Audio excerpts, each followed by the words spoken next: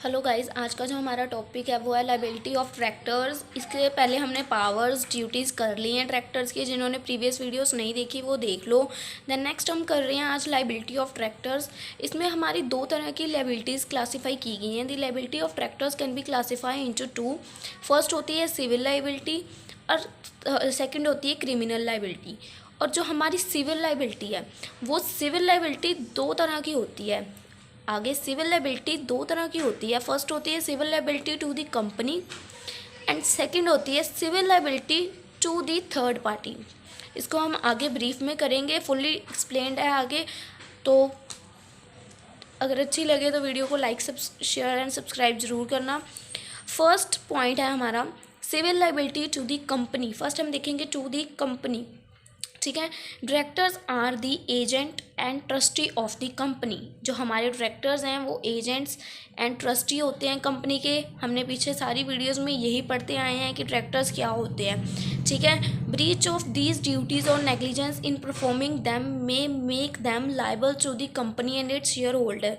अगर वो अपनी ड्यूटी को ब्रीच मतलब तोड़ते हैं, ब्रीच ऑफ दीज ड्यूटीज़, और नेग्लिजेंस मतलब गलती करते हैं इन परफॉर्मिंग, अपनी ड्यूटीज़ को परफॉर्म करने में कोई गलती करते हैं, then make them liable to the company. तो वो कंपनी को इसके लिए लाइबल होते हैं और इसके शेयर होल्डर्स को भी लाइबल होते हैं वो, ठीक है। क्योंकि गलती डायरेक्टर्स ने की है तो ऑब्वियस सी बात है लाइबल भी वही होंगे, ठीक है। देन इसके अंदर हमारे थोड़े से पॉइंट्स हैं वो किन किन चीज़ों के लिए लाइबल हो सकते हैं। अगर वो कोई नेग्लिजेंस मतलब गलती करते हैं, मिसफिनेंस करते हैं, इसका आगे एक्सप्लेन पॉइंट है वो देखते हैं। ब्रीच ऑफ ट्रस्ट, अगर हमारा ट्रस्ट तोड़ते हैं, या अल्ट्रा वायरस एक्ट मतलब बियॉन्ड दी पावर्स कोई एक्ट करते हैं, जैसे MOA और AOA में वो एक्ट नहीं लिख रखा था, उन्होंने फिर भी वो काम किया, ठीक है। फर्स्ट है हमारा negligence. A director must exercise due care and diligence in the performance of his duty. Negligence में क्या होता है, जो डायरेक्टर है जैसे वो मस्ट एक्सरसाइज, वो अपनी पूरी केयर के साथ अपनी ड्यूटीज़ को परफॉर्म करता है। केयर एंड स्किल पिछले में हमने पॉइंट पढ़ा था, उसमें था हमारा ड्यूटीज़ में कि डायरेक्टर ने अपना केयर एंड स्किल के साथ काम करना है। तो फर्स्ट होता है अगर वो केयर एंड स्किल के साथ अपना डिलीजेंस के साथ अपनी ड्यूटी को परफॉर्म कर रहा है, ठीक है। फर्स्ट पॉइंट में यही लिख रखा है, director must exercise due care and diligence in the performance of his duties. वो पूरी केयर के साथ अपनी ड्यूटी को परफॉर्म कर रहा है। When directors acting with in their power, जब वो अपनी पावर्स के अंडर काम करता है पर fail to use such reasonable skills, उसको और भी कई पावर्स मिली होती हैं बट वो उनको यूज़ करने में फेल हो जाता है। Fail to use such reasonable skills and diligence, they can be held liable for negligence. क्योंकि उसको खुद की ड्यूटीज़ के बारे में नहीं फुल पता था, उसने अपनी पावर्स को अच्छे से परफॉर्म किया नो डाउट, पर उसको उसकी स्किल्स के बारे में पता ही नहीं था कि उसको ये स्किल्स प्रोवाइडेड हैं, तो ये उसकी नेग्लिजेंस होगी। क्योंकि एक डायरेक्टर को तो पता होना चाहिए ना उसकी क्या रिस्पॉन्सिबिलिटीज़ है, क्या पावर्स हैं उसके हाथ में, उसको नहीं पता था, ठीक है। दे विल, और वो कब लाइबल नहीं होगा, they will not be liable for mere errors of the judgement resulting in a loss to the company provide they acted bona fide for the benefit of the company. वो कब liable नहीं होगा, जब वो कंपनी के behalf पे, bonafide होता है कि कंपनी के बिहाफ पे उस चीज़ को कर रहा था, उसने खुद से नहीं किया, उसको पीछे से ऑर्डर्स आए थे, वो एज अ बोनाफाइड काम कर रहा था वहाँ पे। बोनाफाइड मतलब एज अ एजेंट कह सकते हैं हम, ठीक है। तो वो वहाँ पे एज अ बोनाफाइड काम कर रहा था, उसका उसमें कुछ बेनिफिट नहीं था, कंपनी के बेनिफिट के लिए उसने किया, तो उसमें अगर कोई लॉस होता है तो वो लाइबल नहीं है, ठीक है। इसमें हमारा एक केस है Forest of Dean coal mining company. P owed some money to a company, P ने ऑन की सम मनी एक कंपनी से। Director in exercise of their discretion decide not to sue, जो जिस कंपनी से उसने पैसे लिए उसने डिसाइड किया कि वो अगर उस पर स्यू नहीं करेंगे किसी भी हाल में, ठीक है। Sue to recover the debt and consequently, कि वो उसके ऊपर स्यू नहीं करेंगे, पैसों को रिकवर करने के लिए प्यार से ले लेंगे, ठीक है। Money was ultimately loss, but बाद में वो मनी उसने वापस नहीं की और वो लॉस्ट हो गई। Account of delay in action held, it was technically amount of, तो अमाउंट हमारा मतलब गया, अमाउंट खराब ख़त्म हो गया हमारा, ठीक है। Breach of duty of negligence but if their discretion bona fide. अब देखो पहले तो यहाँ पे उसकी ये ड्यूटी थी कि उसको ये एक्शन ये डिसाइड नहीं करना चाहिए था कि वो केस ही नहीं करेगा अगर उसको डेट रिकवर नहीं होते। That is wrong. उसको केस करना चाहिए था अगर डेट रिकवर नहीं होते, बट उसने डिसाइड किया कि वो केस नहीं करेगा। Health it was technical amount of breach of duty. तो ये एक टेक्निकल अमाउंट है जो जिससे उसकी ड्यूटी ब्रीच हो गई ऑफ नेग्लिजेंस, उसकी बेवकूफ़ी की वजह से। बट यहाँ पे आ गया but if their discretion bona fide, अगर उसने ये किसी कंपनी के बेनिफिट के लिए किया था, उसने जैसे हो सकता है ना, हमने जो कंपनी का ओनर है उसके भाई को ब्रदर को सम मनी दी है, तो हमने ये डिसाइड किया कि हम रिकवर करने के लिए वो उस केस थोड़ा करेंगे, कंपनी की रेपो का सवाल होता है, ठीक है। तो उसने कंपनी के फ़ायदे के लिए बोनाफाइड कंपनी के बिहाफ पे उसके फ़ायदे के लिए अगर कोई ऐसा डिसीजन लिया है then it is okay. But otherwise वो ऐसा डिसीजन नहीं ले सकता कि वो स्यू ही नहीं करेगा उसको अगर मनी बोरो पे उधार पे दे रहा है तो, ठीक है। But if their discretion bona fide and if the best interest of the company but it would not be actionable breach not an amount of negligence. As a bona fide उसने काम किया जो कि कंपनी के बेस्ट इंटरेस्ट गुड इंटरेस्ट के लिए था। I hope case clear है। वट इज़ नॉट नेग्लिजेंस, कौन सी चीज़ नेग्लिजेंस नहीं है। Director is not necessarily negligent, director not negligent नहीं है if he fails to attend a board meeting, अगर वो बोर्ड मीटिंग्स को अटेंड नहीं करता। If he fails to attend board meeting, अगर एक आधी बोर्ड मीटिंग को अटेंड नहीं करता देन इट इज़ ओके, वो नेग्लिजेंस नहीं है। बट अगर वो कंटिन्यूसली मीटिंग्स को अटेंड नहीं कर रहा then we can call it negligence, but continuous not attending may be treated as negligence. हमने पीछे पढ़ा था ना कि उसको 75% बोर्ड ऑफ मीटिंग्स अटेंड करनी होती है, अगर वो जानबूझ के ऐसी गलतियाँ कर रहा है तो हम इसको नेग्लिजेंस ट्रीट करेंगे।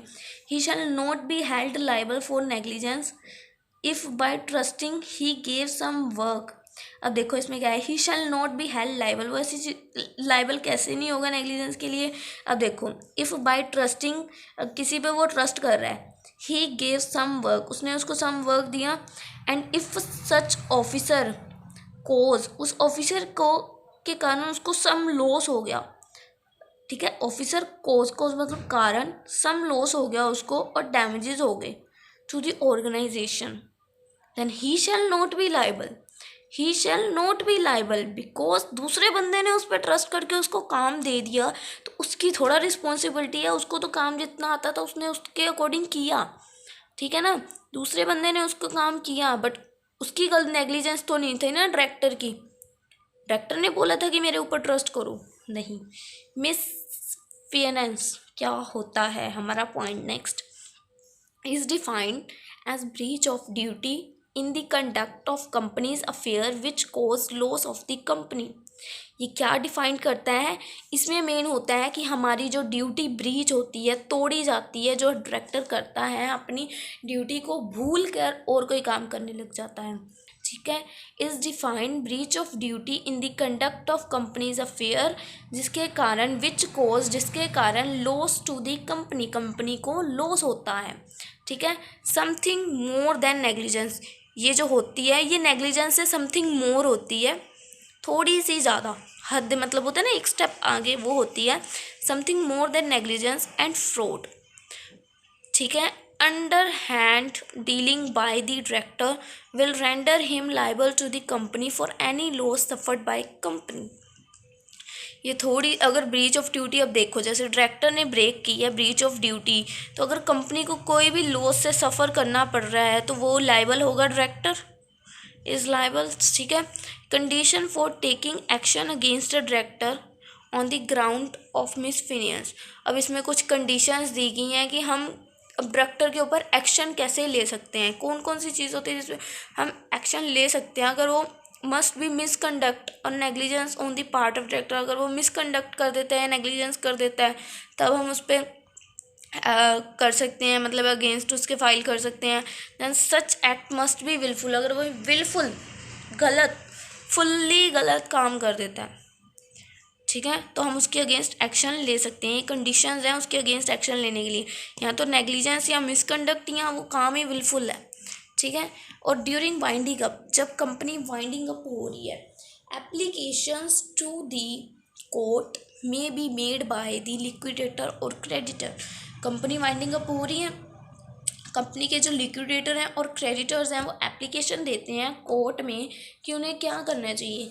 तो कोर्ट में require the directors to make good the loss of the company. तो कोर्ट ना कंपनी के डायरेक्टर्स को एक चांस देती है कि जो कंपनी का लॉस हुआ है उसको डायरेक्टर्स रिकवर कर दें, मतलब गुड में चेंज कर दें।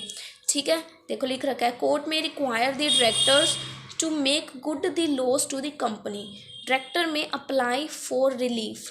तो डायरेक्टर अगर वो गुड में चेंज करने का प्रॉमिस कर देता है तब डायरेक्टर अपने रिलीफ के लिए अप्लाई कर सकता है कि उसको अब वो मतलब सुधरना चाहता है, उसको जैसे कैसे गिल्टी है वो डायरेक्टर अपने किए ब्रीच ऑफ ट्रस्ट ड्यूटी के लिए वो गिल्टी है, तो उसमें वो रिलीफ के लिए अप्लाई कर सकता है। थर्ड पॉइंट आता है breach of trust. Breach of trust में क्या होता है, मीन्स एनी मिस एप्लीकेशन। अब उसको ट्रस्ट को ब्रीच किया है, मिस एप्लीकेट किया उसने, कोई भी चीज़ किसी को गलत बता दी, बॉस ने कुछ और बताया, हमने एम्प्लॉयज़ को कुछ और बता दिया। ठीक है, means any misapplication of the funds of the company, misapplication कर दिया। Directors are trustee of the company, जो डायरेक्टर्स होते हैं वो कंपनी के ट्रस्टी होते हैं, तो उनके ऊपर ट्रस्ट किया जाना चाहिए ब्लाइंडली। बट अगर वो ब्रीच कर देंगे, उसको कुछ गलत काम कर देंगे देन, ठीक है, द नेक्स्ट पॉइंट है must exercise their power bona fide. वो अपनी एक्सरसाइज को परफॉर्म करते हैं, पावर्स को परफॉर्म करते हैं एक्सरसाइज के एज अ बोनाफाइड, मतलब एज अ कंपनी एजेंट। ठीक है, assets of the company should be use for the defined purpose. जो कंपनी के एसेट्स होते हैं उनको डिफाइंड पर्पस के लिए यूज़ करना चाहिए। ये नहीं है कि डायरेक्टर है तो कुछ कहीं भी यूज़ कर रहा है उन एसेट्स को।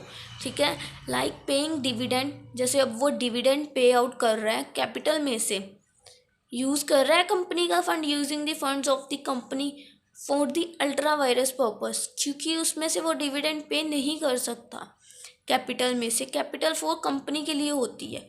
ठीक है, तो ये अल्ट्रा वायरस पर्पस के लिए हो गया, क्योंकि ये करने के लिए उसको कंपनी ने नहीं बोला था, ये उसकी बियॉन्ड दी पावर्स चला गया काम, तो अल्ट्रा वायरस पर्पस हो गया। या ultra vires purpose amount to breach of trust, तो उसने अपना ट्रस्ट ब्रीच कर दिया, तोड़ दिया।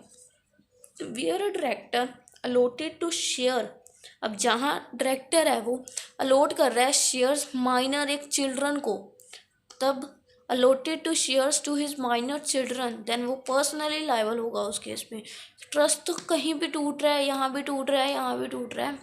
ठीक है, देन लास्ट पॉइंट था हमारा ultra vires act, where director do any act which are in excess of their powers. अगर डायरेक्टर कोई भी ऐसा काम करता है जो उसकी पावर्स से बाहर है और विच आर अल्ट्रा वायरस, अब ऑब्वियस है, अब अगर उसकी पावर से बाहर है तो वो अल्ट्रा वायरस ही होगा, एंड जिसकी वजह से कंपनी सफ़र कर रही है loss, that is ultra vires act. ठीक है, director shall be personally liable to the company to make the good loss, तब उसके लिए डायरेक्टर पर्सनली लाइबल होगा कंपनी के लिए। ठीक है, not necessary to prove fraud in such cases, इसमें सच केसेस में ये प्रूव करना ज़रूरी नहीं होता कि वो फ्रॉड ही है। ठीक है, देन डायरेक्टर्स पे डिविडेंड आउट ऑफ कैपिटल, वही पॉइंट जो हमने यहाँ पे पढ़ा था कि वो कैपिटल डिविडेंड जो है कैपिटल में से पे करता है, वही यहाँ पे director pay dividend out of capital would be compelled to pay back, वो उसके लिए रिस्पॉन्सिबल होता है कि उसको वो पे बैक करना होता है, क्योंकि वो अमाउंट किसका होता है, कंपनी का होता है, उसको पे बैक करना पड़ेगा। ठीक है, देन नेक्स्ट पॉइंट है, बाकी अगले हम नेक्स्ट वीडियो में करेंगे। Where they use to part the money of the company for a purpose which law forbids, जिसको लॉ परमिट नहीं करता, they shall be personally liable to the company, तो वो पर्सनली लाइबल होगा कंपनी के लिए। बाकी हम नेक्स्ट वीडियो में कवर करेंगे।